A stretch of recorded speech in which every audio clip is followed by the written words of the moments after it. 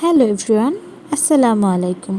সবাইকে জানাই আমার ছোট্ট একটি মিনি ব্লগে স্বাগতম। আমরা গিয়েছিলাম আমার খালামণির বাসায় ঈশ্বরদীতে ঘুরতে। সেই সময় আমার কিছু বাগানে বসে থাকা অবস্থায় ক্লিপ নিয়েছিলাম, কিন্তু কখনোই ছাড়া হয় নাই। তাই ভাবলাম অনেক দিন পরে এটা এডিট করে ছাড়ি।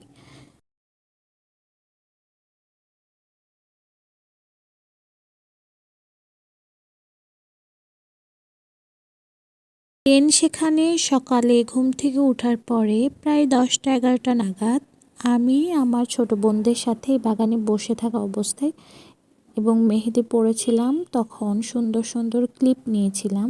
সবুজ গাছপালা সব কিছু দেখতে খুবই সুন্দর লাগতেছিল।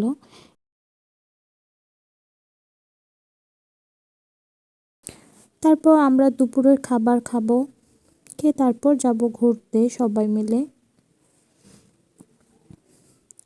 অনেক সুন্দর লাগছে না আকাশটা? আকাশ এবং চারিপাশের পরিবেশ খুবই সুন্দর ছিল, যদিও তখন অনেক গরম ছিল। তারপরে এটা হচ্ছে রূপপুর পারমাণবিক পাকশির এরিয়া। আমরা ওখানে ঘুরতে গিয়েছিলাম। এটা গ্রিন সিটি, পাবনাতে সবথেকে বড় বিদ্যুৎ প্রকল্প।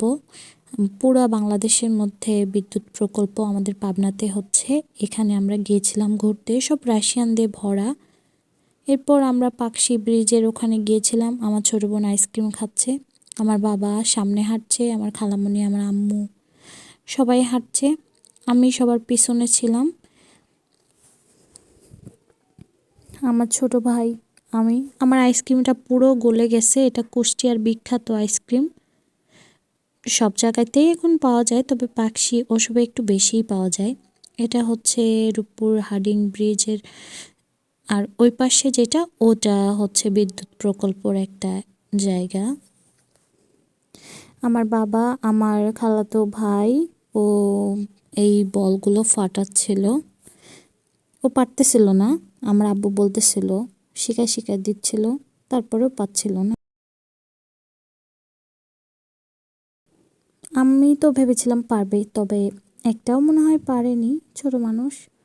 আমার ভাই আবার ট্রাই করছে, ওইটার ক্লিপ আমি নিয়েই নাই। দেন আমার আম্মু এখানে দাঁড়ায় আছে, আমাকে বলছে দেখো তো আমার কেমন লাগছে। আমি বলছি খুব